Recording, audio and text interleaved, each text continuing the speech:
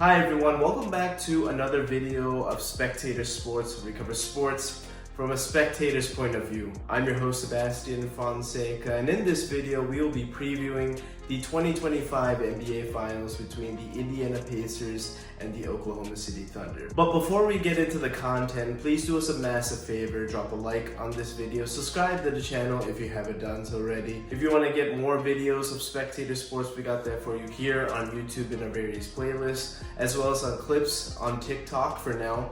And if you want to enjoy Spectator Sports from an audio perspective, we got that for you too. I'll link the Spotify, the TikTok, and the YouTube channel in the description. And let's get into previewing the NBA Finals. They might as well call this the Paul George Finals, as he's provided each of these franchises huge returns in terms of picks and players that have helped them become the title contenders that they are today. Back in 2017, Paul George was fed up with how the Indiana Pacers stood amongst the Eastern Conference's best teams. And after demanding a trade out of Indiana in the summer of 2017, he hoped he would end up back in Southern California to play for the Los Angeles Lakers, his favorite team growing up. However, the Pacers would send him to Oklahoma City as he joined forces with Russell Westbrook and later Carmelo Anthony. 2 years later, two more first-round exits comes the summer of 2019, where the Thunder would hit the reset button and trade Paul George to the Los Angeles Clippers.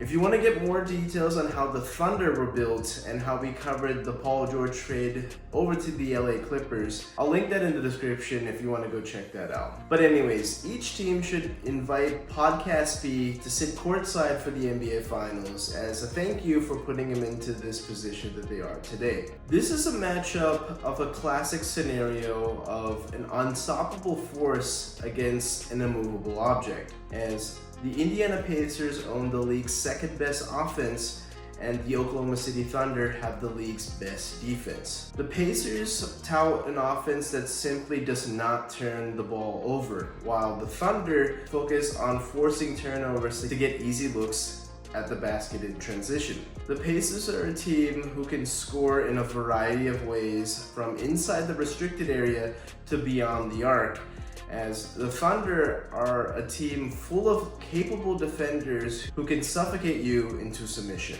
But like I was saying, this is an unstoppable force meeting an immovable object. The Indiana Pacers are making their second ever appearance in the NBA Finals, and how they were constructed dates back to 2021. And this was when they brought in Rick Carlisle.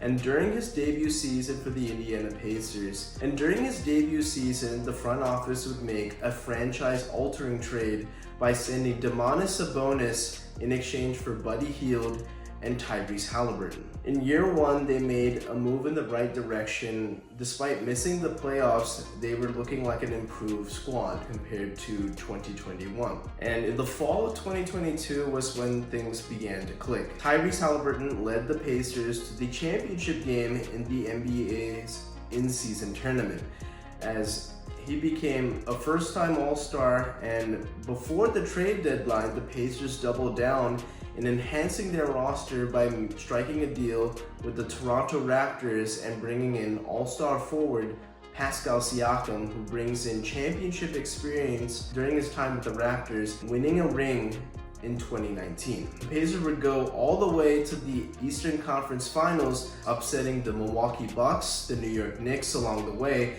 but unfortunately fell to the Boston Celtics in 4 games, as Tyrese Haliburton was knocked out for the rest of the series after suffering a hamstring strain. But this was a really good start, as Tyrese Haliburton had a really good season in 2024. But the start of this year was when Tyrese Haliburton didn't look that great. He had a really rough start to the season, but eventually regained his all-star form, and he's become one of the NBA's top point guards. I've said this before while covering the Indiana Pacers during this playoff run to the finals, that Tyrese Haliburton is the engine to the Pacers offense. He's had an iconic run to the finals, including several clutch moments, including 3 huge comebacks in all 3 rounds of the playoffs so far. Haliburton's care for the rock is the reason why the Pacers are up there amongst one of the best in the NBA in terms of turnover differential. For someone who handles the rock so frequently while also keeping the turnovers to a minimum is really important to the Pacers' playoff success.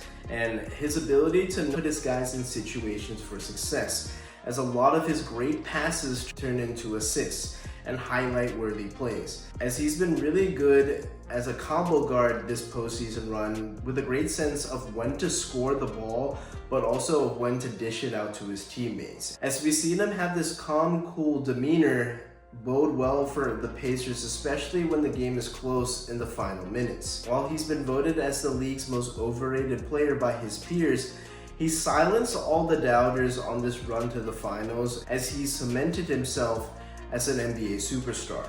Pascal Siakam has been maximizing his fullest potential since joining the Pacers. His skill set make him the perfect complementary piece to Tyrese Haliburton's game, as he's a fantastic cutter, mid-range shooter, but also creates a lot of mismatches due to his size, athleticism, and ball handling ability. His ability to get loose on runouts, even on made baskets, as we've seen several times in the Eastern Conference Finals against the New York Knicks, make the Pacers' offense so lethal, especially on the fast break. But the newest skill that Pascal Siakam has added to his game has been his three-point shooting. He's shot a career-high 39% from deep this season, and it has changed things immensely for the Indiana Pacers, as they've become one of the best three-point shooting teams in the NBA. Pacers will absolutely need Pascal Siakam to have similar effect like he had in the Eastern Conference Finals that led to him winning Eastern Conference Finals MVP. And he'll need to have similar performances against the Oklahoma City Thunder if the Pacers want to win this series. Aaron Nesmith's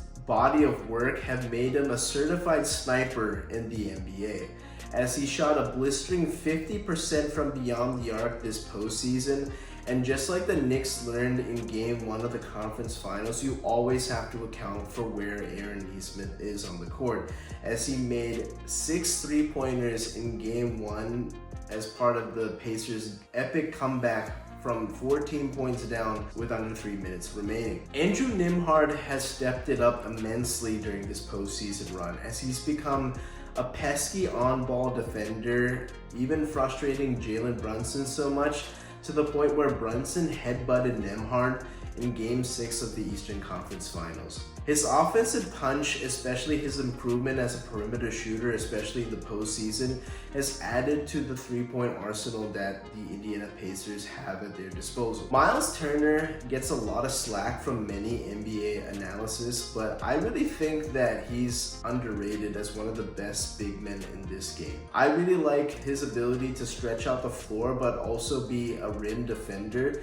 as he's been the longest tenured Pacers player, even sharing the court with Paul George for his first 3 seasons in the NBA. But his versatility will absolutely be tested in this series against the Thunder's big men. Like the Thunder, the Pacers also run a deep rotation, and it'll be interesting to see how this bench mob does against the Thunder, with guys like Ben Shepherd, who's a really good wing defender but also a capable three-point shooter, Thomas Bryant, who will step up to be the backup big man whenever Miles Turner needs a break, as he will be tasked to guard the Oklahoma City's big men, but also patrol the paint while also shooting three-pointers, as he was pretty good in that closeout game in Game 6 of the Eastern Conference Finals. TJ McConnell is a really good backup point guard in this league, as he can keep the offense afloat while Tyrese Haliburton gets a little bit of rest here and there. But the biggest factor that came on late is Benedict Mathurin. In games 4, 5, and 6, he caught fire for the Indiana Pacers, as he's now another guy that the Pacers can call upon in a pinch. And it's really interesting because he was struggling for much of this postseason and was nearly cut from the rotation but credit to Rick Carlisle for sticking with him and finding a way to carve out some minutes for his really talented guys. Speaking of Rick Carlisle, his experience in the finals is going to be really important for the Pacers because he's had experience being a huge underdog in the finals, dating back to 2011 when he was with the Dallas Mavericks playing against the heavily favored Miami Heat led by LeBron James, Dwayne Wade, and Chris Bosh. But his in-game adjustments will be huge for the Pacers as he tries to devise a plan to try and limit this loaded Oklahoma City Thunder roster. Shai Gilgeous-Alexander has taken the next step in becoming a superstar in the NBA, leading the league in scoring, earning his first MVP, and proving to be a savvy player while being so smart on the court, manipulating defenses into getting to his spots. He's always been really good at drawing fouls, but that's not just the beginning of it. He's been so good in baiting players. He's been so good at drawing fouls against opposing defenses, but that's not the main thing in his game.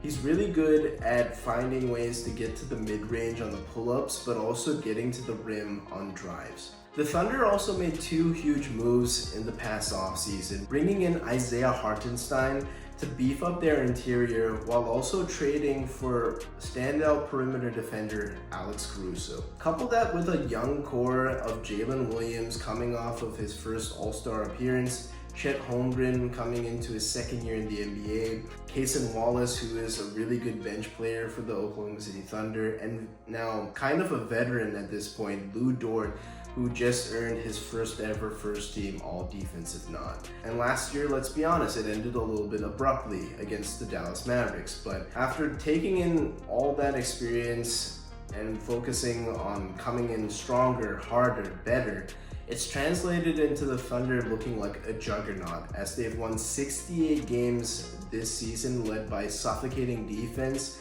and MVP Shai Gilgeous-Alexander, as they seem poised to winning their first title since 1978 when they were the Seattle Supersonics. In their two regular season matchups, Oklahoma City won both of them, where they dominated at home and also rallied in Indianapolis. In that matchup in Indianapolis, Shai scored 45 points while Tyrese struggled with only 4 points. Haliburton definitely looked far more passive in these two matchups dating back to the regular season, and this simply cannot happen in the NBA Finals. Like I said earlier, he's done a really good job of when to dish it out, but also when to score. As for every stellar game in this postseason run, he does sometimes have a clunker. Game 1 in the first round against the Bucks, he didn't look that great. Game 3 in the second round series against the Cleveland Cavaliers, he was held to single digits. In Game 5 in the Eastern Conference Finals was a complete no-show against the New York Knicks. But we've also seen Haliburton put on a string of great games, including the closeout game against the Milwaukee Bucks, and in games 1, 2, and 5 in the second round against Cleveland, and also game 1 where he scored that epic equalizer to send the game into overtime. But in game 4 was probably the best game of Tyrese Haliburton's career, where he became the third player to put up 30 points, 15 assists, and 10 rebounds, joining Oscar Robertson and Nikola Jokic. But also in that game, he became the first player in NBA history to dish out 15 assists without a single turnover. It wasn't just Haliburton that struggled against the Thunder. Siakam was held to below 17 points a game in both matchups. Aaron Nesmith only suited up for one of these two games, only scoring 7 points. Miles Turner was held to under 12 points a game, and the Thunder as a whole, they dominated from the perimeter, shooting above 41% from deep, while also being super careful with the rock themselves and only having 12 turnovers over the span of 2 games. There's a lot of options to throw at Tyrese Haliburton, but I think the best option is Lou Dort. Like I said, he was first team all defense this year, and he's long. He's surprisingly agile in the lateral sense, but also super strong. Next up, I think another good option would be Alex Caruso. And while he does come off the bench, he's played significant minutes and is one of the smartest defenders you'll ever see in the NBA, as he understands how to position himself well to create turnovers and play the passing lanes. You can definitely throw a little bit of J-Dub in there as well, as he was also a second team all defense this year, as his length can also match up with Tyrese Haliburton and is similar to Lou Dort's, but he's definitely even faster than Lou Dort is. But if you're in a pinch, you can also throw in Cason Wallace, who is definitely a very nifty and quick defender himself. For Pascal Siakam, I think the best option is Chet Holmgren. I think his length can definitely bother Pascal in certain facets of his game, as Pascal is also a player that doesn't really bang down low, and that bodes well for a guy like Chet, who isn't the biggest or beefiest of frames. But I think Pascal's ability to shoot the ball from the perimeter will also be a challenge for the Thunder, but if anyone can do it, it's definitely Chet Holmgren, as Isaiah Hartenstein doesn't really like to get out on the perimeter and guard. And you'll definitely take your chances with Pascal's three-point shooting ability, despite him having a career year from the outside. I definitely would take my chances at times and let him shoot the open three-pointer. Miles Turner's shooting ability will also put the Thunder in a little bit of a bind, like I said, because Hartenstein doesn't like to guard out on the perimeter. So you can definitely switch in those circumstances and have Chet guard Miles Turner as well. And I definitely would see Shea guard Andrew Nembhard to preserve his legs, especially for offense. How will the Pacers be able to crack the Thunder's vaunted defense? Firstly, they're going to have to hit their threes early and often. Another aspect that they'll have to be decisive is their entry passes. As we've seen at times, OKC will give their opponents an ample window to get either a layup or a dunk, but that window can also quickly close on the entry pass. As we've seen, when the pass isn't as crisp, this leads to deflections, turnovers, and then points in the other way in transition. The Pacers will have to play with conviction, as a lot of their passes will need to be on time, precise, and in the moment when there is a window to complete that down low. Additionally, I think Tyrese Haliburton and Andrew Nembhard are going to be hunting switches with Isaiah Hartenstein to get him on the perimeter to where he's least comfortable. And it's going to be really interesting to see how they attack Chet Holmgren, as even if Chet Holmgren guards Pascal Siakam, I still think Pascal has a lot of advantages just due to his veteran experience at this point, as he has a lot of speed getting out on the break or beating big men on the block. And he's really good at finishing around the rim, and off-ball execution will also be a huge point of emphasis for the Indiana Pacers. Trying to get their shooters wide open for clean looks is going to be huge for their success, because Nembhard and Siakam are guys that I think are definitely good playmakers as other options outside of Tyrese Haliburton when he's maybe either off the court or maybe used as a decoy in this Carlisle scheme. But I think the biggest problem for the Indiana Pacers is that who the hell is going to guard Shai Gilgeous-Alexander? A huge problem for the Pacers is that there's not really an ideal option to guard the MVP. It'll come down to Nesmith and Nembhard. Andrew Nembhard is probably the best bet against the bigger, taller Shai, and it's going to be his task to get up and under SGA to disrupt the shooting motion, especially on those pull-up mid-range jump shots. Nesmith might have his hands full with J-Dub, so I don't think that we'll see a lot of Aaron Nesmith on SGA. And then you can also throw Siakam on J-Dub at times as well. But then the problem is, if you put Siakam on J-Dub, then who guards Chet? And then the option is, okay, you can put Miles Turner on Chet, but then who's going to be the big guy to guard Isaiah Hartenstein? I think with this problem, you're going to see a lot of Ben Shepherd in this series on Shai Gilgeous-Alexander, as he's pretty much the only guy on Indiana's roster that has a similar body type to SGA. The Thunder will hit the big men switch for Miles Turner with SGA, just like how Haliburton will try to hunt for that mismatch with Isaiah Hartenstein. And again, it's not a good situation for the Pacers. You can probably hide Tyrese Haliburton on Lou Dort, as he tends to park himself in the corner, as you can also deploy Haliburton on the help whenever Shai tries to drive to the rim. In short, I don't think the Pacers have the personnel to really challenge OKC's offense, as I think their best defense is their own offense, as Pacers' best bet is to get out on the break before Oklahoma City can set up shop with their defense and try to shut down the Pacers' offense in the half court. My prediction is simply OKC in 5. I feel that the Pacers' offense can maybe buy them a game, maybe even 2. But the thing is, in a 7-game series, you have to beat the Thunder 4 times. And unfortunately for the Pacers, I just don't see that unfolding. At the end of the day, OKC has a full squad of players ready to defend at all 3 levels. While the Pacers' offense is known to be oh so careful with the ball, no one can pressure like the Thunder have this season. Additionally, the Pacers will have to light it up offensively. Like I said, their offense may have to be their defense, as they just don't have the personnel to match up against SGA, J-Dub, and the rest of the Thunder's team. And I wouldn't leave it out of the realm of possibility that the Thunder could end up sweeping the Pacers. Out of respect to the Indiana Pacers, they cannot be underestimated. So I'm picking the Thunder in 5 games, a gentleman's sweep, but I just don't see any other possibilities of the Pacers pulling off an historic upset. But comment your thoughts. Will the Pacers pull off the most historic upset in the history of the NBA Finals, or will the Thunder complete this dominant season with a championship?